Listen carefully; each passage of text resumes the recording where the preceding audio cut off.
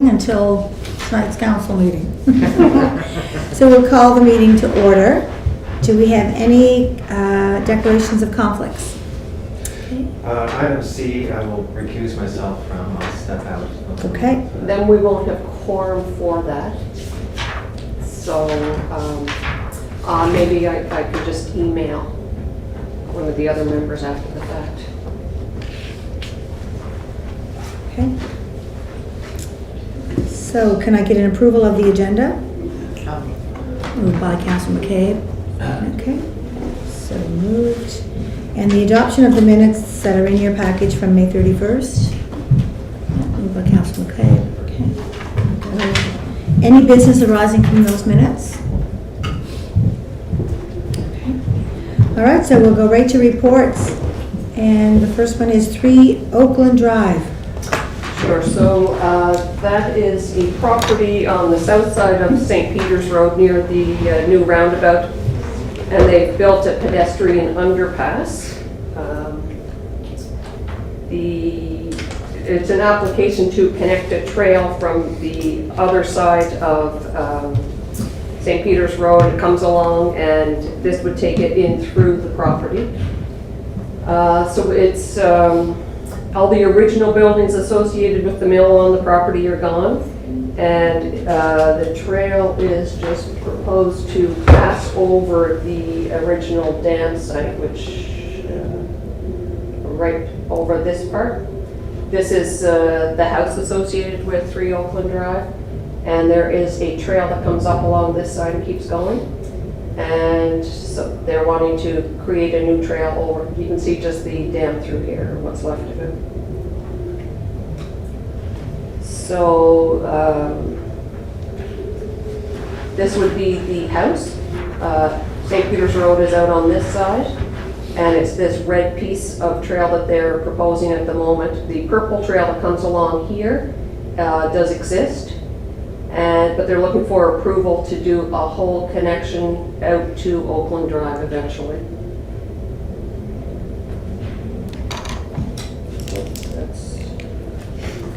That's the proposal.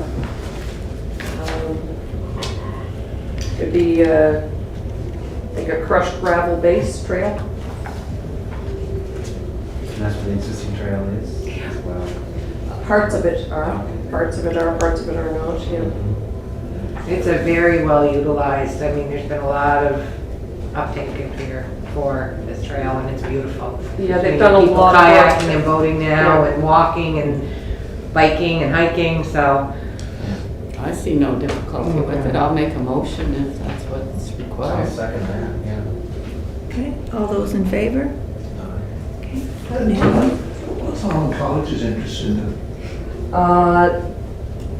I think that the owner is just in discussions with them for potential partnering on the property.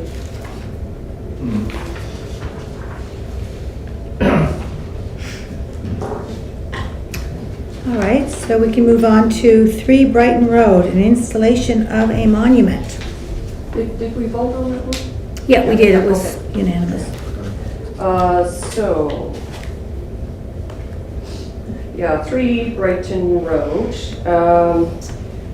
just opposite Greenfield Avenue. The site is provincially owned. The O'Bain Arsenal building is on the site, had previously been the nurse's residence for the PEI hospital when it was there. Prior to that, it was part of the government farm associated with Family Bank. So Greenfield Avenue is not shown, but it would run right up here. There is a potential property line that may get put across here. This is the O'Bain Arsenal building. North River Road is over here. The Nurses Alumni Association are proposing a monument to be built right about here that would recognize the past history of nursing on the site. This would be a rough view of roughly where it would be. I think it's about 13 and a half feet from Brighton Road, 20 feet from what may or may not become a property line. It would be Wallace stone faced with a concrete cap, a concrete core. They're looking at a brass plaque with text. In this image below, they were proposing, I think at one point, to put the cornerstone from the hospital there. I understand it's not in the best of condition, and I don't think that's any longer part of the proposal. It's 37.5 inches wide, 22 inches deep, and 72 inches high. This is just showing the concrete base. And they were debating putting the cornerstone in a plexiglass box beside it, but I don't think they are currently. I think they're finding that expensive.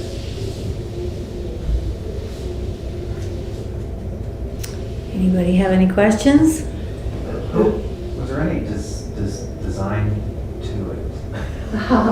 I believe it was designed by MBS Construction, the mason, Jake. Yeah, Yeah, I think otherwise, this is what it is. yeah. And the nurses association are happy with it. They are proposing this, yes. Yeah. So obviously they are, okay. I don't have any issue with this, but does the city have a policy on monuments? It's Given yeah. the sensitivity around it. Not specifically. If it's on a designated property, it comes through here. There's bylaw regulations basically based on location. But if someone wanted to put on a monument too, Yeah. is there a provision that we could, Basically, it would be brought through here for review, I think. okay? There's also a plan for the park itself, isn't there, like an organization? And for this parcel, if it were to be handed over, or for the act, for Victoria Park. Yeah. But this is not part of Victoria It's Park not. at the moment. I Yeah. see. If the property line does become a thing, and if this parcel was handed over to the city, which is not a given, this would fall on city property. What the new monument would. Yes. So, And Parks and Rec are aware of that. I was just gonna ask if Parks and Rec are aware, so it doesn't affect the overall arching ideas of, right, They're aware of it, so. okay. And they're not opposed to it. Okay. No. And then it would become municipal responsibility for the maintenance and upkeep as well. Yeah. I'll move to work with your recommendation to support. I'll second. Okay, and all those in favor? Aye. Okay, great. All right, and so I guess you're leaving for this one. I'll step after this one. So can we still talk about this, or do we have to defer it? What do you think, Alex? It's tricky. I would say. I think you should you should likely then, if you're going to do it the way that you suggested, you should send it out to all of the board for, to vote on it, as opposed to just kind of get one more person. I mean, everybody here, you can introduce it, maybe just hold off on the vote to familiarize your colleagues, and then just ask for the email vote. And then if whoever isn't here pushes to ask you a question, you can do that, but it's hard to do half and half here and then half somewhere else. Okay, it's 113 Upper Prince Street, and it's an application for alterations to the accessory building or the carriage house in the back. We have the house date, we don't have a date on the house, but we have it as a Gothic revival style, which would have been popular 1840s to 1870s. It may be a touch later than that, and I've no reason to suspect that the carriage house isn't the original carriage house when it was built. I don't really know. So this is the accessory building now sits right on the property line. The drawings that have been submitted would suggest that the owner may have plans at some point to occupy the carriage house. The current regulations don't really allow that, but that's not really the purview of this committee. This committee is really just dealing with the exterior alterations, and the applicant is applying to this committee to do the exterior alterations. So if they were to occupy it, it would have to fall into the regulations as they exist now in the zoning and development bylaw, which would mean it can't sit on the property line. So they are requesting to move it forward 5 feet and put it on a concrete slab. They are also proposing new windows. They said if grant funding is available, they would replace them with wooden windows. They would be replacing the entire roof structure and putting it back the way it is now. Sliding doors, I believe, are in place right here that they would be replacing, at least with one garden door and one window, or 2 garden doors. So it's quite obviously they're looking to turn it into an accessory suite. Well, the drawings would suggest that there's plumbing lines and things in the concrete slab, and the interior work, again, would make some suggestion. But again, this committee is really just looking at the exterior alterations. And they would also be recladding it in cedar shingles.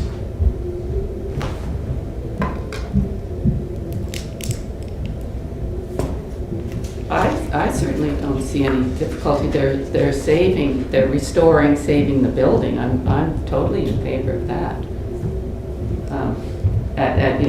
And good luck on the rest of what they hope to do with it, but if they're willing to do this work, I think it's wonderful. Yeah, I would imagine, given the applicant, it's probably going to be a pottery studio. Oh, okay. But we have very few carriage houses left. We do, and there are a number on Upper Prince Street and a few others around town, but we do have very few left, and it is nice to see them looked after. Yeah. Yeah. Did someone already move? Oh, we're not allowed to. Looks nice. So you'll put that in for the vote? I can send an email to the full board on that application. So I would think at some point, the planning committee will see this again as it proceeds to the next. I think in order to, if that is indeed the request at some point, I think it would need to. They have lots of options. More and more people are using garages, like older garages or carriage houses for either like high-end workshops, they got TVs in them, they have washrooms in them, so, but I think Todd's right. If regulations change or whatever, they may take advantage of that in the future. Getting it off the line is always, from a code point of view, is always a better situation, but again, they haven't gotten anything other than this approval from us at this stage. And that they'll have to adhere to any planning regulations unless council changes. Okay. Will we invite Greg back? Yeah. Sure.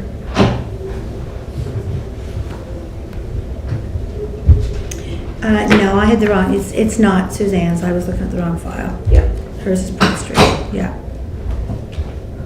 Like you say, it could be just a really cool workshop. Either way, Yeah. it looks like it'll be pretty nice. Wow. All right, 25 Fitzroy Street. So- This is Suzanne Scott's. Yeah. Yeah, so it is between Pownell Street and Rochford Street on the north side of Fitzroy. It's a 1905 house, Queen Anne style. In 2011, we did support an application to put exterior stairs on the back of the property when they put an apartment on the 3rd floor. So they are now proposing a deck be built, it would be attached on the west end of the back of the building. I believe it is 14.5 feet by 16. Pressure treated. Stairs out from the corner and handrails to match the existing.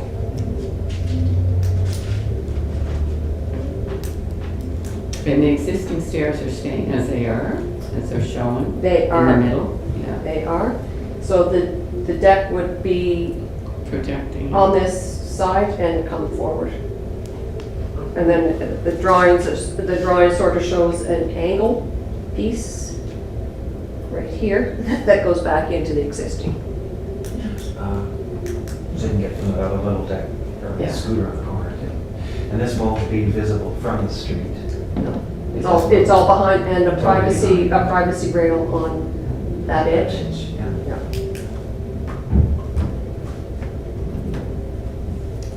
I have no difficulty with this. It's not going to be seen, Yeah, it's it. And it's here because it's the Heritage Home, is that why we have it here? It is, and it just falls under the addition and projection. Right, Yeah. yeah, Yeah, that's the only reason it's here. yeah. This is a CV channel house, isn't it? Is that right? I'm not sure. Might be using another. I'm not sure. I'll make a motion for approval. Great. Do I have a seconder? Okay, all those in favor? Great, so we'll approve that. House. On top of house. Yeah. It says in the report. Is that what we have? Yeah.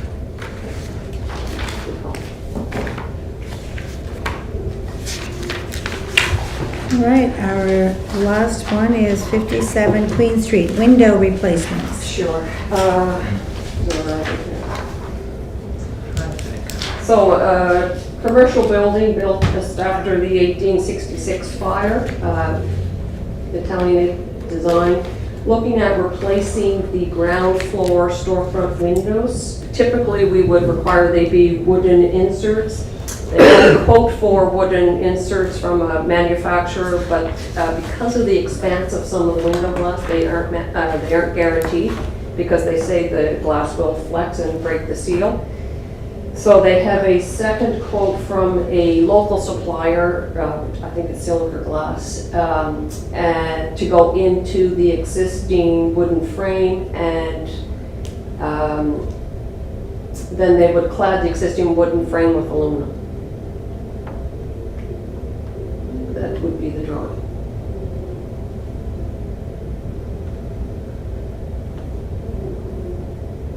Meaning the glass, like, the appearance would not change, and the glass Uh, divisions would. Yeah, the part I don't quite understand, to be honest, is Right. this section through here. Uh-huh. It is in the drawing, but the drawing's a little bit challenging to interpret. And the drawing's in your package.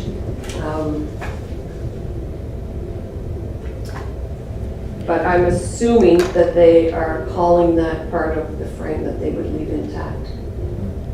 You know, so that it would still be the wooden frame across here. That would just be aluminum clad, in which case, the other part I think that would make the difference would be, would you say that's probably like a 4-inch frame inside of the frame? Yeah. And I think with this scenario, you would wind up going glass flush up to that. Are these questions that we could get answered from the applicant?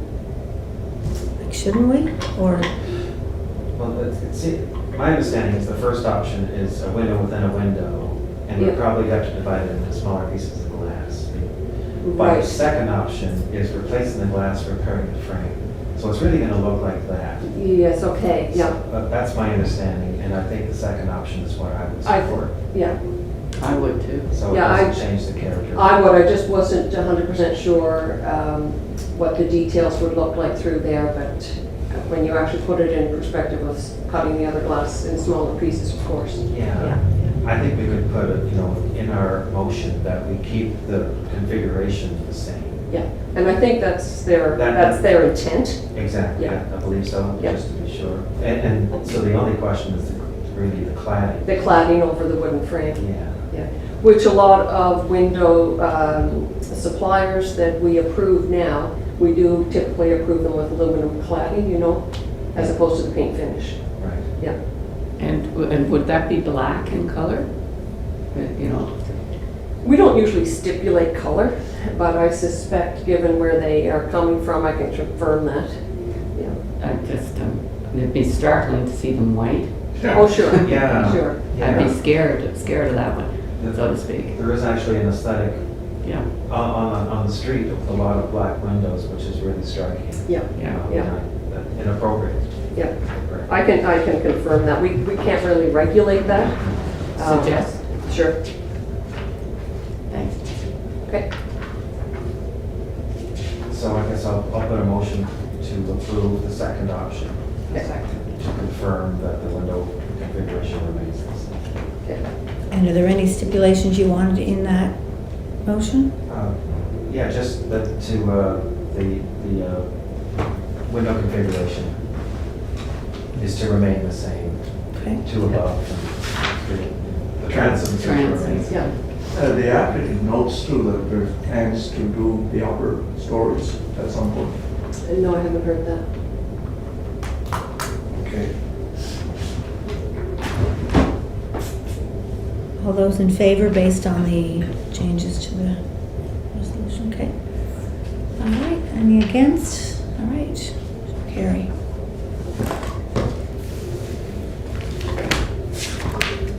Okay, any introduction of new business? No? Okay, motion to adjourn. Carried. All right, thank you, everyone. That was short and sweet. Yeah, I'm just thinking about